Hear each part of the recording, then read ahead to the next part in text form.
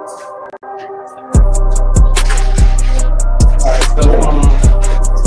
do it need to be? To know.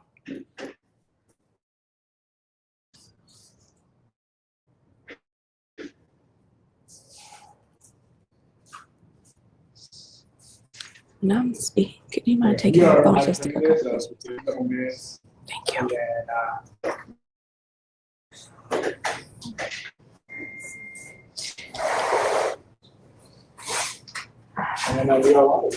Ready?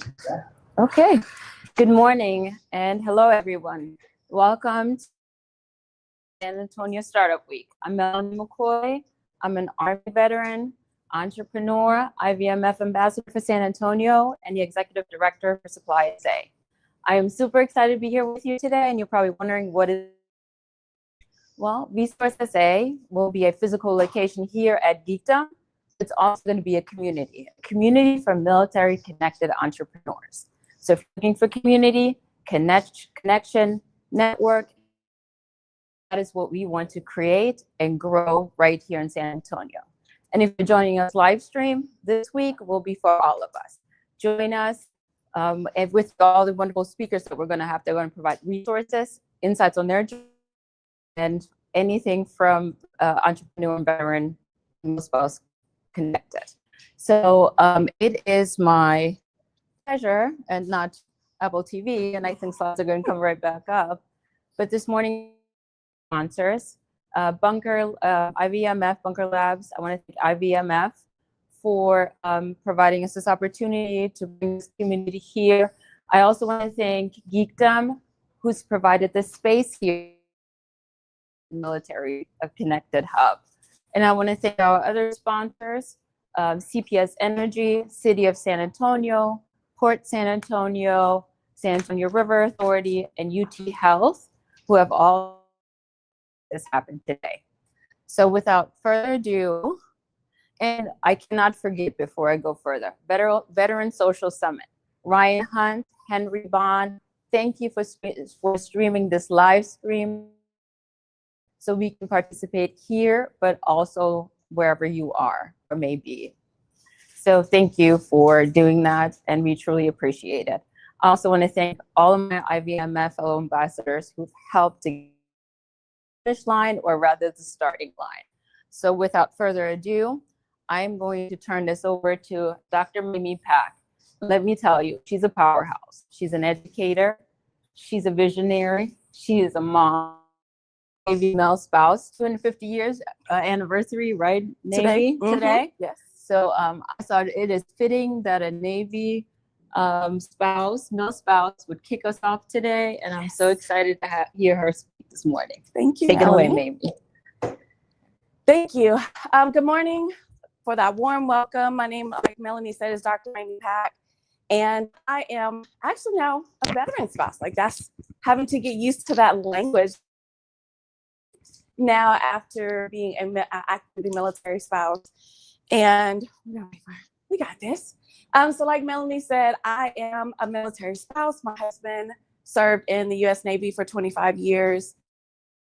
I have 4 sons, in which, raising all sons, you can imagine what that's like, right? Most people are like, bless your heart, I know, right? But I'm also an educator. So I've been in education for over 25 years, working K-12 all for the last 12 years. Also an entrepreneur, creating wellness-inspired stationery, but I'm also a community member. I'm a daughter, I'm a friend, I'm a dreamer, I'm a doer.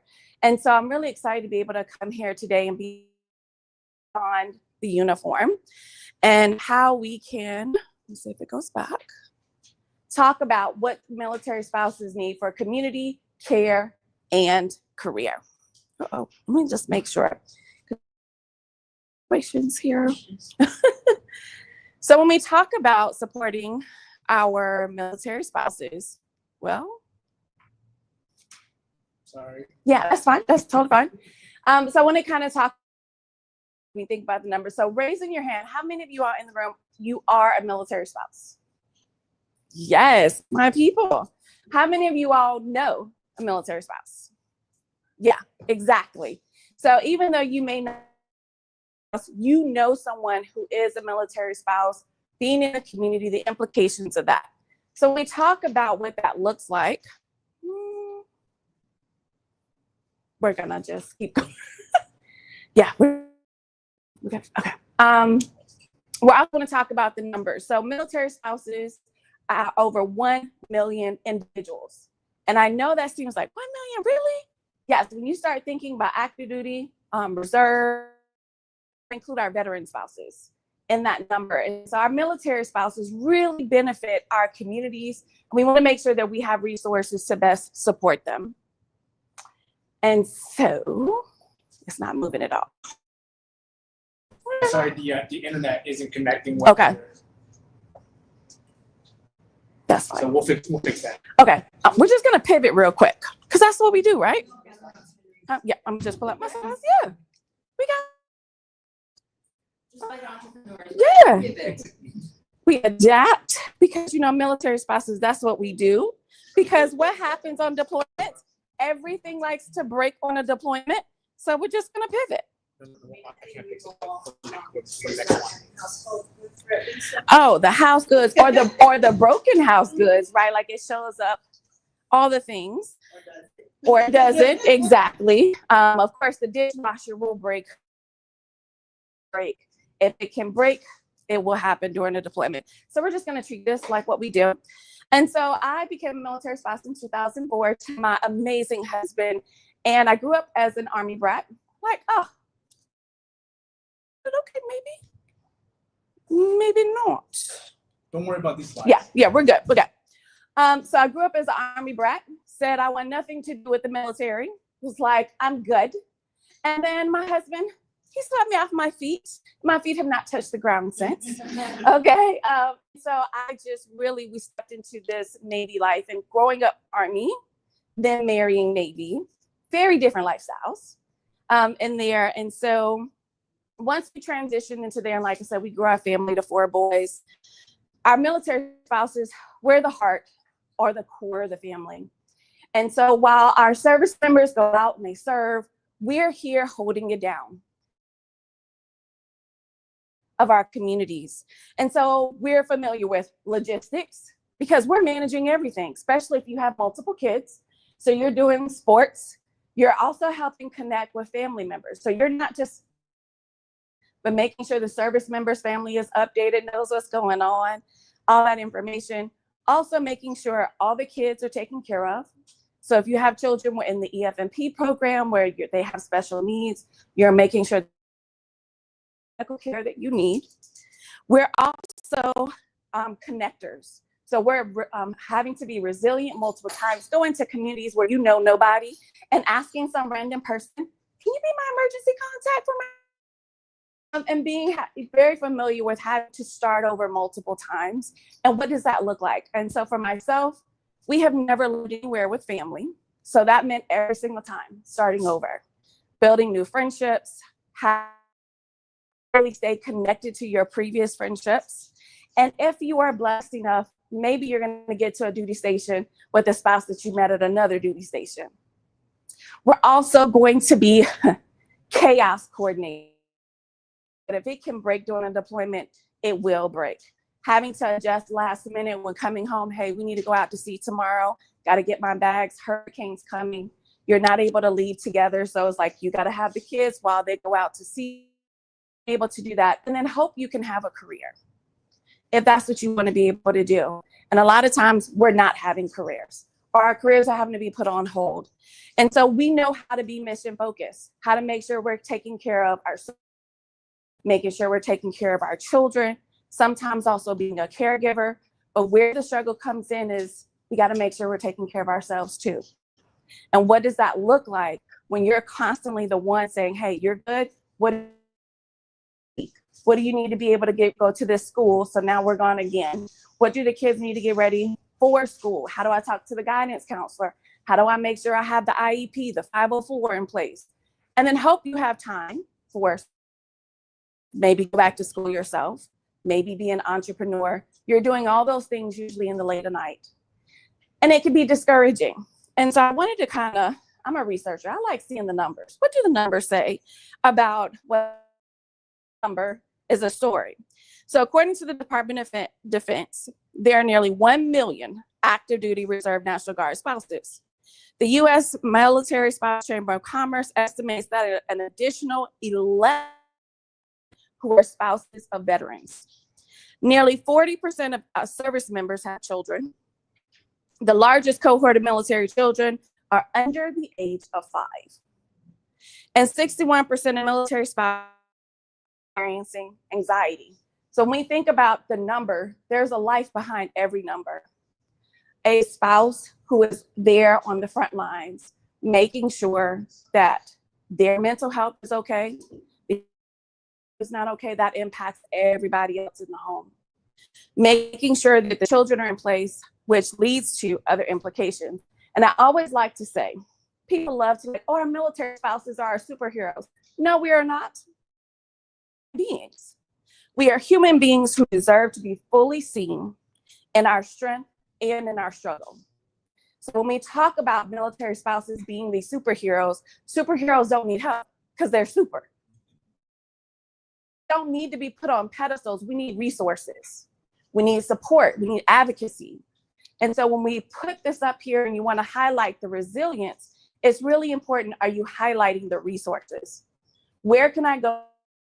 Where do I go to when I'm recognizing we have a food scarcity? Where do I go to when I've been laid off or I can't get a job at all?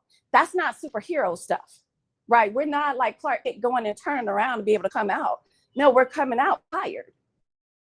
Putting what's going on with us usually last. So we don't need the superhero. We don't need a cape. We need resources. We need support. We need money to be able to go into and do the things, and especially for spaces like childcare.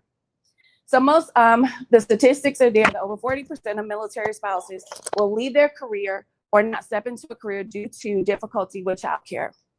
Usually childcare is not available, or childcare is so expensive that it's not, because you're basically working to pay childcare, and it's not worth it. And then who do you trust to watch your children? Because that's really what it comes down to. Those are your babies. And I'm like, do I trust this person to really take care of my baby? I know you. And so being able to think about the childcare implication that impacts the military spouse more than it does than the active duty spouse, because they're going off, they're serving all the different spaces there. Additionally, I mentioned food scarcity. Food scarcity is a very real issue, especially for our junior members.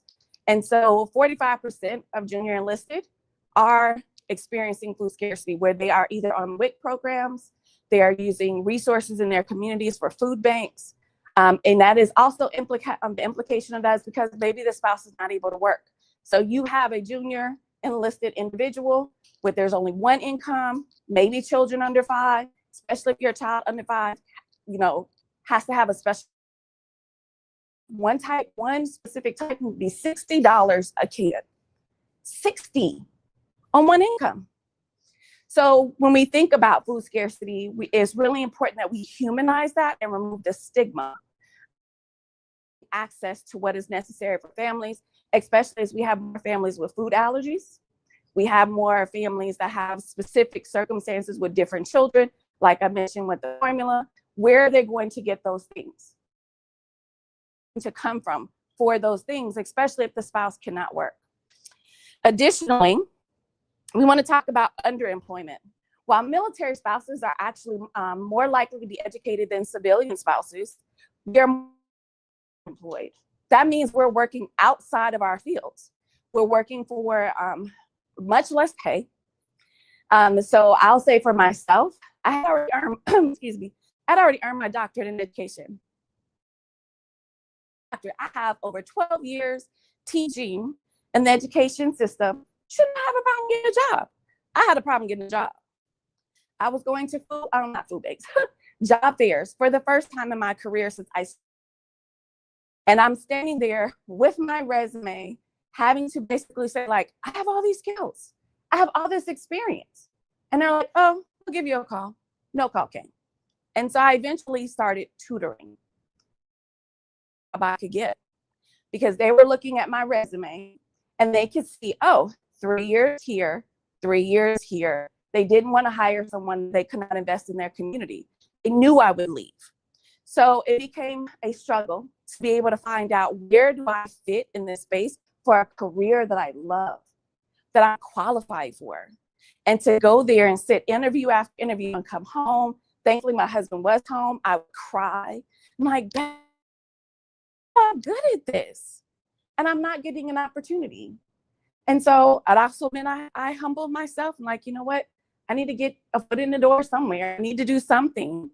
And so I started tutoring. Tutoring opportunity online would eventually become a great opportunity for me to work fully online in higher education. But it meant I had to be willing to pivot. And that's what military spouses do. We are good at the pivot. Okay, this doesn't work. What else can I do? Like today, we up here, we making this presentation work, even though I don't have it right now, because that is what we do. And we do it well to be able to showcase the mission doesn't stop just because we have it in, have to move forward. And so when we talk about the education impact, not only are our military spouses more educated than our civilian counterparts I want to make sure I give you the correct statistic. Do have some college. That's a really huge group. And it becomes an opportunity for our colleges and communities to help skill bridging, to be able to help them be able to finish this, their education. And thankfully now, that do offer military spouse scholarships. They offer specific virtual classes specifically for our veteran and military spouse community so that you can finish your degree. The takes for a military spouse to complete their degree is 6 years for a bachelor's degree. And that's because constant moves, having to start over. If you're not in an online program, that means maybe the next school may not take your class, different set of circumstances, or you may not have the time. And so when I started my doctoral program, I am an overachiever. I like to finish things early. And I was like, oh, cool, I'm in this doctoral program. I'm about to knock this 4 years. Life is funny. But that's not how it happened. And so we did 2 deployments during, I did 2 deployments. We did 2 deployments during my doctoral program. During my doctoral program, we grew our family from 3 boys to 4 boys during that time. And needless to say, my goal of finishing in 4 years just became like a joke. So it actually took me 6 years because I was determined I would not one class at a time, because that's all I had. That's all I had to give. I was like, I need to do this for me. This is what matters to me to continue moving forward, even though things look different. And so thankfully, my husband, he's supportive. He was like, babe, what do you need? When he was home, right? Being able to be home and have that support. So it definitely helps that when your spouse is supportive of you going after dreams that matter to you, that really are meaningful, but there were dreams that I had that were relevant to Mamie before Mamie became a spouse, before Mamie became a mama, before I started serving in my community. So being able to talk and then how do those dreams become reality was an important part of what we continuously do as a couple. Yeah, okay. And so being able to recognize where are the schools, how do we have friendly schools, and which schools give money. Because while the veterans and active duty may have money for college, that's not always the case for military spouses. And so being able to recognize a lot of colleges now do provide those scholarships. Do you provide resources for military spouses? Do you provide support? Some of them even have mentors or guides who are specifically military focused that can help you in there. So I really encourage that space there. Important that we are actually creating an integrated approach. Focusing just on career is not going to be enough. Focusing just on care is not going to be enough. Focusing on community is not going to be enough. They have to, spouses need community, care, and career. And what does that look like for us to be able to provide that to them, whether we are an advocate, whether we're in the veteran space, military family space? Isn't just empathy. It's structure, opportunity, and advocacy.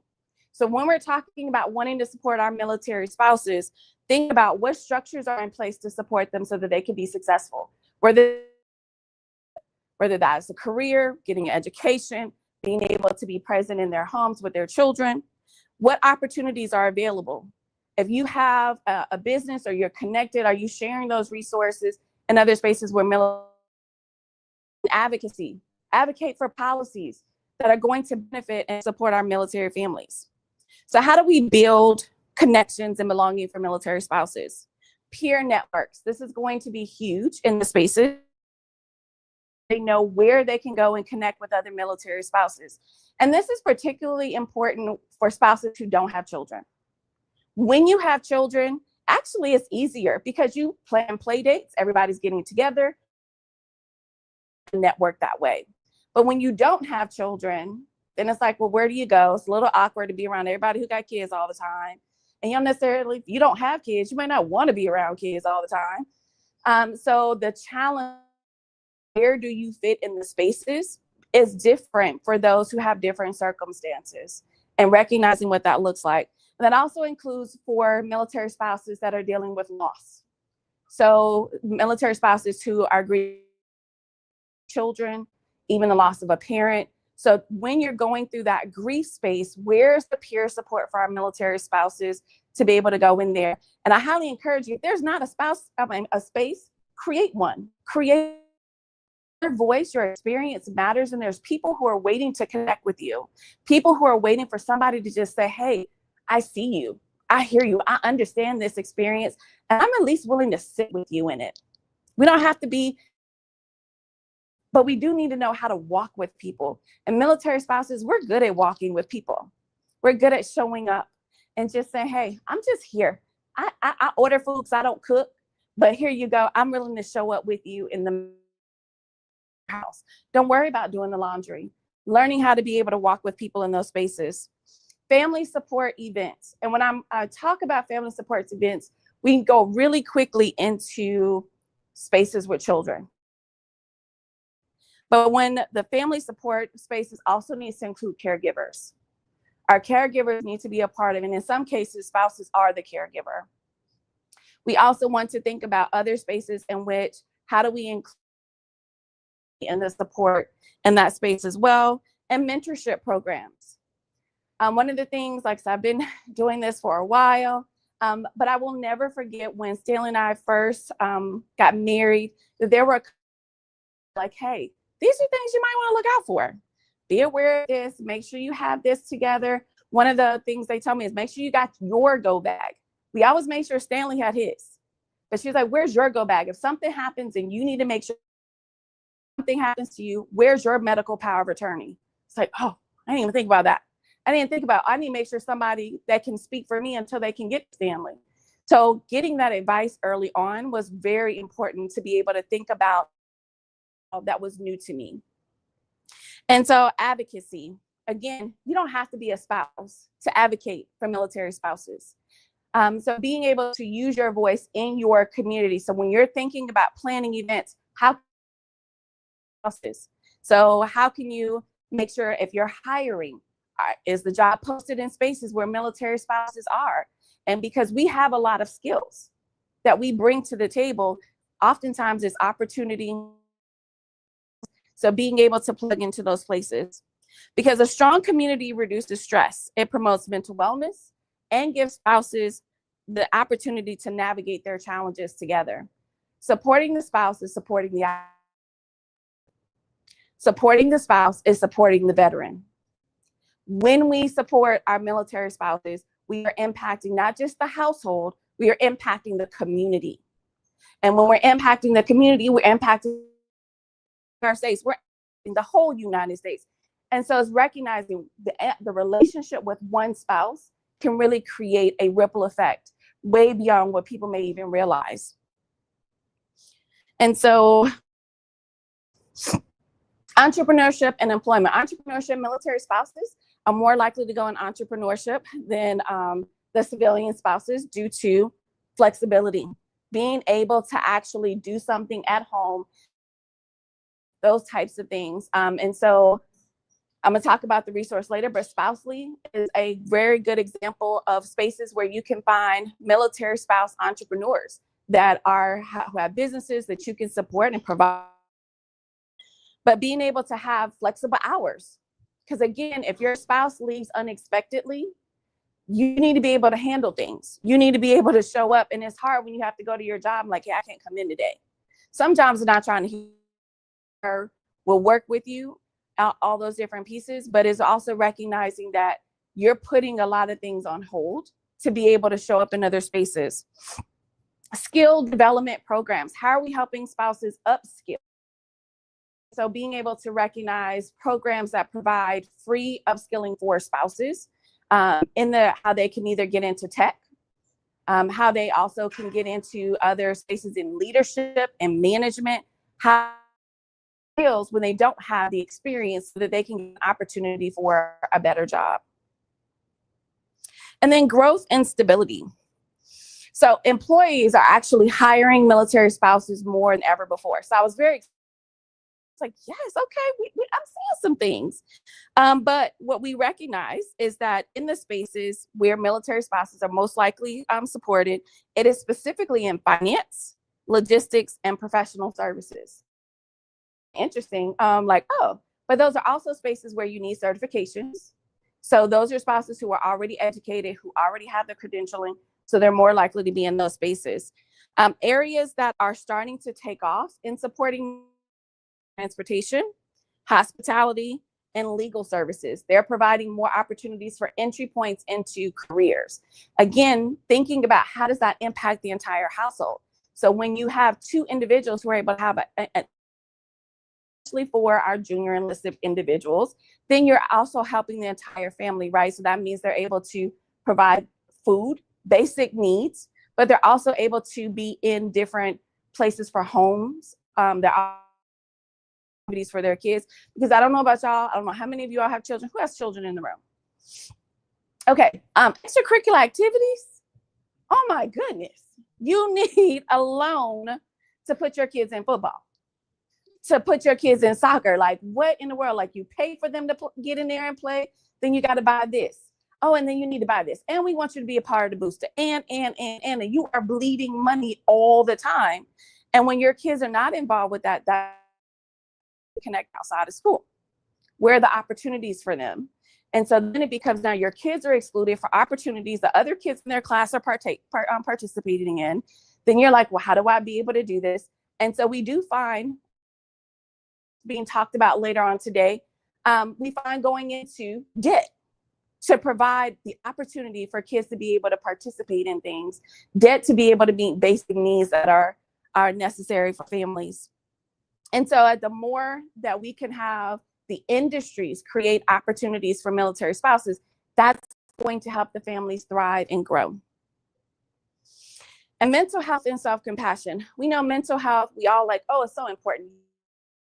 Prioritizing your mental health. You need to be able to do the things. How many here believe, yes, you should be prioritizing your mental health? Okay. How many of you all actually prioritize your mental health? Okay, see? Yes, you know it's important, and yet I didn't see as many hands go up. The second question. So just a couple of people, what is the barrier to you prioritizing your well-being? Resources. Skills. Skills is my favorite word. Finances, yes. We'll touch a little bit on that skills part. Self-care, well-being is all skills-based. To do time management. Time management is a skill. Who taught you how to do that? Stress management is a skill. Who taught you even how to recognize stress in your body before it's too late, before you like completely, you might, tell somebody off for all the other kind of major points, but stress management is a skill. Being able to recognize how to have a well-being plan, that requires skills. So these things of self-compassion, self-care, wellness, of course, we all know that's important, but how are we going to help our military spouses and our active duty and veterans be able to build the skills necessary to actually How do you know what you need? Because sometimes the self-care that you need that is best for you may not feel good to you in the moment. Because accountability doesn't always feel good. I don't know about y'all, but when I want to stay in my, you ain't getting up to go walking, you gonna stay there all day? Mind your business. But I told them, hey, this is what I want to do for myself. This is how I'm prioritizing my physical well-being, you to hold me accountable. So when they show up and they're doing that, it may not feel good in the moment. I still may not even be glad I went for my walk after. But I recognize this is actually what's good for my body. Being out in the sun, being able to connect, put my feet in the grass and all that, like that is good for your overall well-being. We know this, and yet. So recognizing what skills are needed to be able to prioritize your well-being. Then how do we provide those resources for our military spouses? Now, and a very interesting data point that I saw is military spouses are reaching out for help. They're using the mental health resources every year. So that is an excellent sign. That means our spouses recognize, I need help, I need support, I need to talk to somebody, I need to be able to get what I need so I can show up as my better self. And so that means they're not only care or their healthcare program, but they're also using community resources. So many churches have counseling programs. There are other counseling programs that are maybe included in your employment. So being able to colleges provide well-being support for students. So if you are a military spouse going to a higher ed institution, ask them about what resources are available for counseling. They provide therapy, they provide things available, but who has told the military spouse, oh, your school probably has resources for you? We don't think about that in those spaces, but there are qualified professionals available to be able to support your overall well. Spouses are saying, hey, I need it, especially before the spouse's return, because we know reintegration can come with some bumps for everybody. Once years off and all that, and you have to figure out how to do life together again. There's some challenges there, especially if your spouse has come back and has different needs than they did before. They're dealing with PTSD. Maybe they, they're not able to do some things physically. Life looks different. So how do you talk about that? First, for yourself. How do you grieve? And we really have to talk about grief more. You can grieve the life that you thought you were going to have, with the way you thought things were going to turn out. That grief is real, and we're walking around with it heavy, but not taking it into places where we're like, I don't know what to do with this. And I'm angry all the time. What do I do with this? And I don't want to say this to my spouse. I don't want to say, hey, I don't like you right now. And I don't know what to do with that. But being able to go and talk to a qualified mentor, to be able to say, okay, I feel these things, and they're able to help you with building the skills and the knowledge that you can be able to, one, process it for yourself, and then be able to say, how do we talk about this as a couple? How do we find a way to move forward? Not who we were, because if you've been married a long time, any length of time, you recognize like, oh, who we were at 23 and 25 and all this. Now that we are 45 and going through life and things look different, kids leave the house, things shift. And then we're having continuous conversations about what that shift looks like. What do we need? What do you need? What do I need? How do we continue to build that? And so continuing to encourage spouses to be able to use the resources if you are providing mental health resources that spouses are able to benefit from. And so when I created my business, I create wellness inspired stationery. And, I would love to say I had some like little pretty, I had this vision. Actually, it was because life was hard. We had just had our third son. I had to have an emergency C-section. And, hence emergency, but still, I was not planned. The recovery was hard, really, really hard. We were in a new city. I was not working for the first time in my adult life, became a stay-at-home mama, which I was like, I don't even know what people do at home all day. working in my career for the first time, not having family, recovered from that. Shortly after recovering, my husband left for our first deployment. And I cried. Not just, of course, I cried because he was gone. I cried because I had no support system. We were in this apartment. I had kids that were crying, kids that needed help with homework. And I was just like, I don't want anybody to touch me. I don't want to do anything for anybody.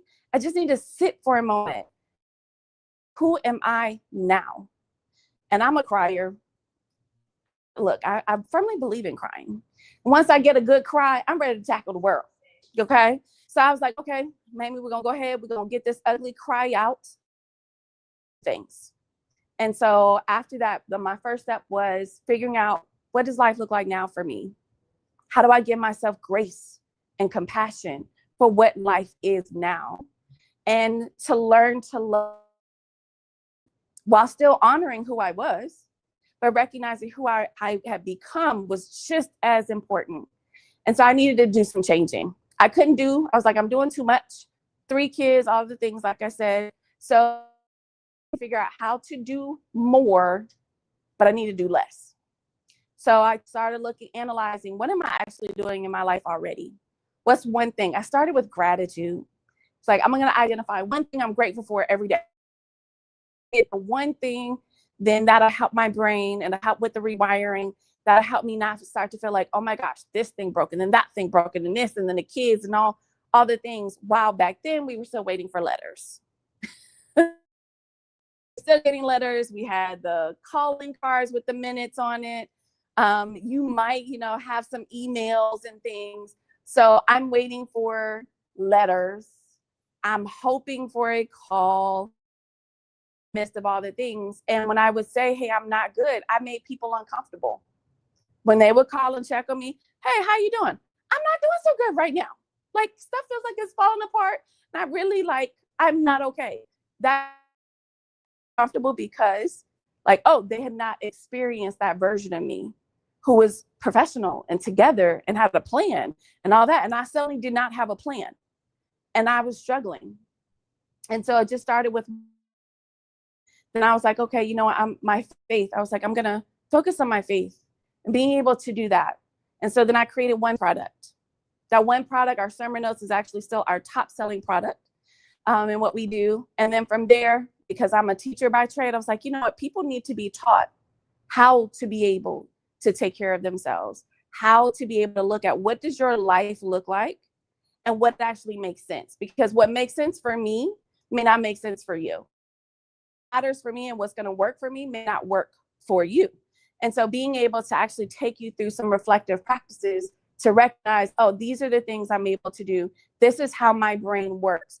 This is what I have as far as resource, all the things.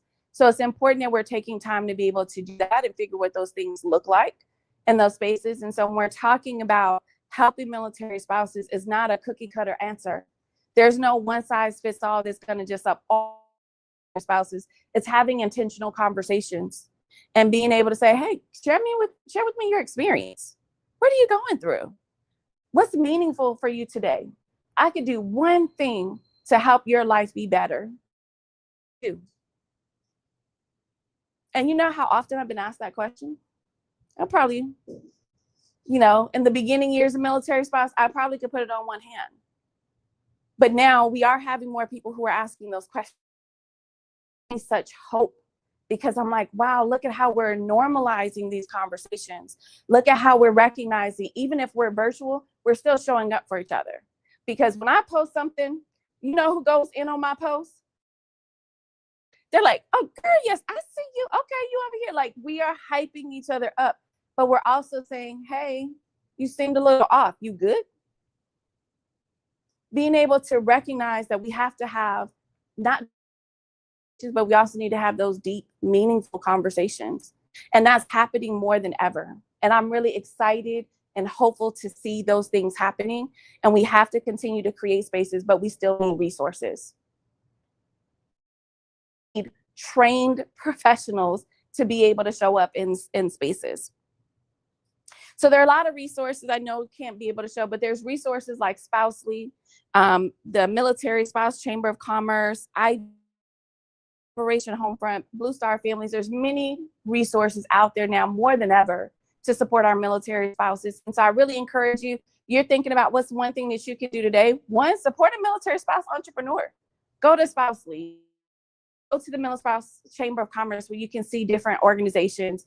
Invest your money into spaces where military spouses, because right now small businesses really could use your support. Advocate. If you know individuals and spaces who are planning events, influence, make sure military spouses are included at the table. So I want to just, I know we're toward the end. Are there any questions? Yes. So, and I've lived here my entire life, and yet, you know, and I've been around military families, but there are a lot of misconceptions, and you really kind of cleared a lot of them. What, if you were able to get your message out, what would be your ask, and what would be some of those misconceptions that you would like to kind of, you know, add some clarity? Great question. So I think a big part is going to be access. Oh,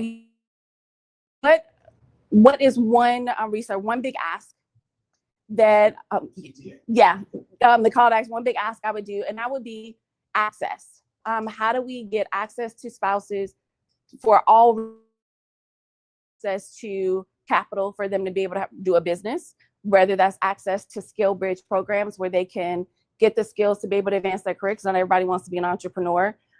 Also, childcare. Childcare tends to be one of the, because it's expensive. You don't necessarily have access, so there's limited access. Childcare is an issue, period, but it definitely impacts the military spouse community where you are the one who has to put your career on hold. Would be to continue to advocate for access to the resources that are going to be necessary, and continuing to dispel the non-truths, if you will. Our spouses are still individuals. They're individuals who come on with their own lived experience. They come in with their own dreams and hopes. And how do we walk alongside? And I think one of the most underrated things is being able to walk with people, to humanize the experience. Like I said, we're not superheroes. We're human beings. Yeah. You're welcome. Hey, Mamie. So can you talk a little bit about your entrepreneurship journey and your and some of the challenges you had? How did you overcome them? Yeah, great question. So one of the challenges that military spouses have to go through, period, is licensing. So like I said, I'm an educator. Not all states have reciprocal license. So you may have to transfer your license from one state to the next. And that impacts a lot of fields, not just education, but nursing, cosmetology, et cetera. Also entrepreneurship, because if you have to PCS, that means you now have to get a business going to. So you have to budget for those resources. You also have to look at additional taxes, all those different kind of parts. So when I got started, I knew products, I didn't know business. And I think that's important kind of. A lot of people have an amazing idea, but how do you operationalize that part to where you're legal and you're doing what you need to do so you don't get yourself in trouble? And so being able to connect with my local chamber, connected into IBMF. IBMF has been extremely helpful in being able to grow and scale my business, because they gave me what I needed as far as a top knowledge gap. One of the things you're not going to hear me say is, oh, I don't know how to do that. Gap space. This is something I don't know. Let me figure out how do I close that gap. So IBMF helped me with my knowledge gap in recognizing how do I take my business plan from kind of what it was in its infancy and be capital. Like I really need to be able to go and ask some different parts. I need to think about expansion. And IBMF gave me the knowledge that I needed to be able to do that. Also being able to connect with the Military Spouse Chamber of Commerce, and then getting into different groups. So I'm in a lot of Facebook groups for military wives, and in there too who have businesses, and we're sharing resources. So again, that community piece is going to be important to be able to go there, and then go in military influencer, edge, going into spaces where there are other people who are entrepreneurs who are doing the thing and who are willing to be a mentor. Don't be afraid to shoot your shot. Like you have not, because you ask not. make sure you have what you want. Like if someone were to ask you, how can I help your business? You need to have an answer. And so really recognizing, what did I want from my business? How did I want to grow my business? So when I'm asked something, I'm able to, this is what I need from you. And either they can do the thing or not. I already have a no. I need a yes from you. So I'm not afraid of the no. So it's just kind of thinking about the practical side, the operation side of growing your business. And with a lot of cities, states, they have their local chamber of commerce, the small business administration, all those just from resources that are free to be able to help you with your business. And then I made a lot of mistakes. Oh my God. One was a really costly mistake. I did not use an editor, and I printed my planners, and all my planners had typos. And it wasn't like a minor typo. It was major typos. And the money, I could not put out that product.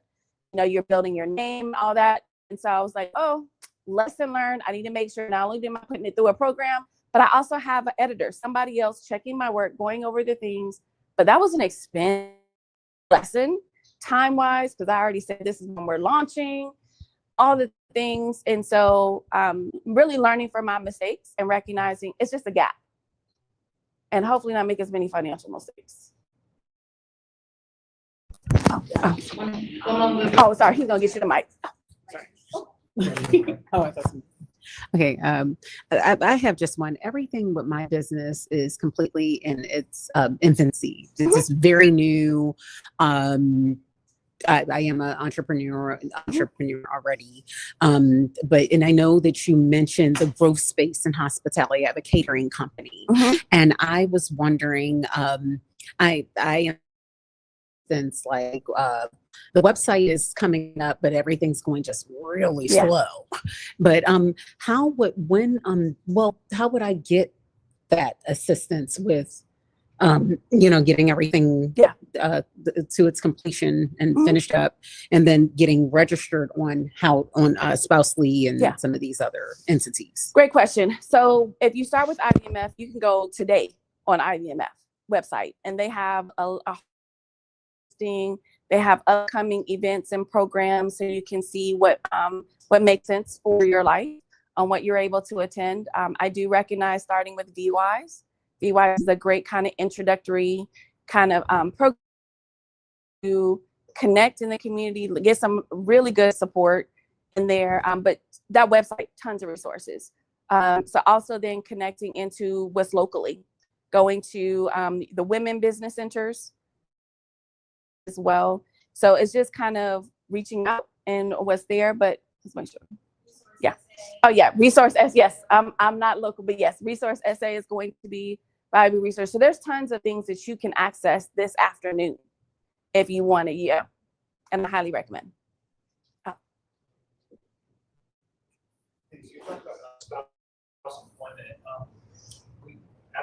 27 years that we were active duty, 8 years of countries, and a lot of times you can't work in the foreign country, and the jobs that are on the base are already filled by like local nationals and stuff like that. One thing that has been absolutely exploded since COVID was telework. Can you about how a spouse might be able to translate their skills and break into telework? Yes. Oh my goodness. Yes, absolutely. So the first part I recommend is know what skills you have to offer. Being able to already resume, like a lot of times spouses don't think about skills. They think more of what certifications, what's my education, but we're finding more companies are shifting towards skills based.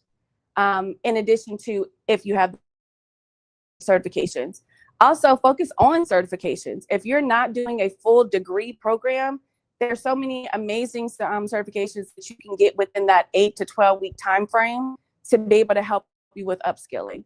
And remote work, telework, there's a lot available. It just depends on what you want to be able to do. And of course, if you're overseas, that means you probably, got to figure out the time zone difference there. But higher ed institutions, if you are an educator, you can do a lot of virtual schools, which those are available. But a lot of companies, looking at what's there in whatever your field is. But the important part is, have you updated resume and go use the resources that are even available on base to make sure your resume fits where you're trying to go. Oftentimes we just have this generic one. That's not going to work anymore. It's really being able to say this job requires these skills. Let me showcase how I know how I have to do those skills. And even if you don't do them in the workspace, it's being able to recognize if you're a volunteer, guess what you're doing? You're building skills in that volunteer space. And spouses don't think. Also, that was a very general statement. Sometimes as spouses, we don't think about our volunteer work as just as valuable as paid work. So including all those on there. And if I can add, maybe we recently were in Antonio on agentic AI, and Mihir is here. So really, for agentic AI work, goal is to have these remote jobs where you can do these things utilizing AI, working for a company from anywhere. So that would be ideal for males going overseas, or it really doesn't matter where you are in any city, you can still maintain that job. We just now have to build a pipeline where companies are willing to invest in agentic AI through a certification, and then certified, qualified people who are male spouses that are all over the world. So we're working with the city, and we're starting a pilot. So we're hopeful that kicks off. Companies see the value professionals, and then that will become more common. And we're starting it here in San Antonio. Yeah. And then we have another. We have a comment and then a last question. So we talked about the and things like that. So I have the information. In 2018, the NDAA started a reciprocal license for military spouses that are actually moving state to state.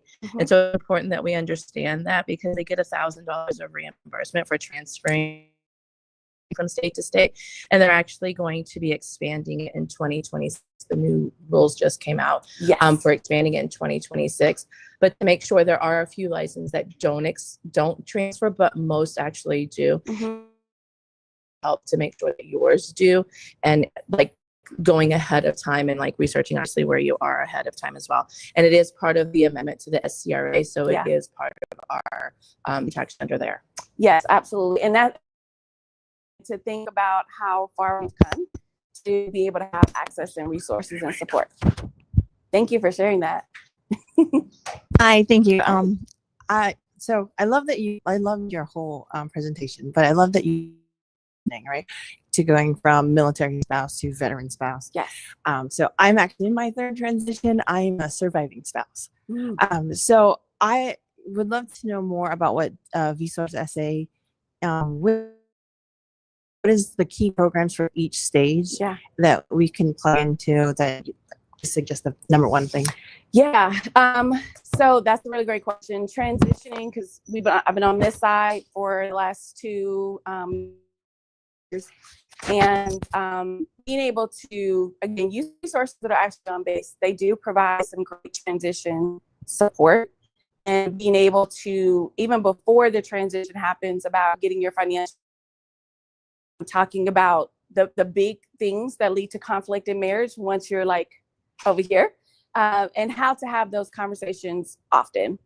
And so as far as a business goes, veteran spouse, military spouse, resources that I shared, they're accessible on both sides. So IVMF, you're able to access those resources where either you're an active duty spouse, or if you're a veteran spouse, same thing with Spousely, military spouse, Chamber of Commerce. So a lot of the resources, there are some specific companies that focus on transition support.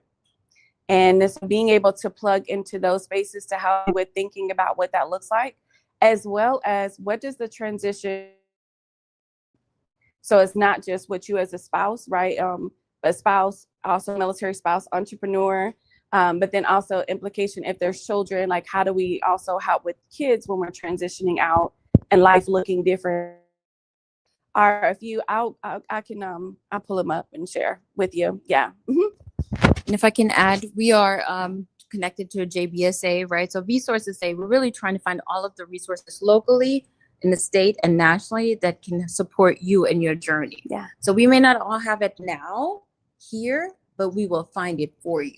So we should be, the goal is to have this connection and network here and community. So if you do need something, and I may not know what it is, I'm going to be able to find that for you, or reach out to someone like Dr. Mamie Pack, who's able to find those resources and connect you with. Yeah. So that's really the goal of what we're trying to create, a community for military connected entrepreneurs. Thank you all for coming out to this morning. Thank you, I Dr. appreciate Mamie it. Pack. I'm going to end it with what she said, gratitude. I am super thankful to have my friend here today, and just a small token of appreciation. And thank you all for, thank you. It's awesome. So,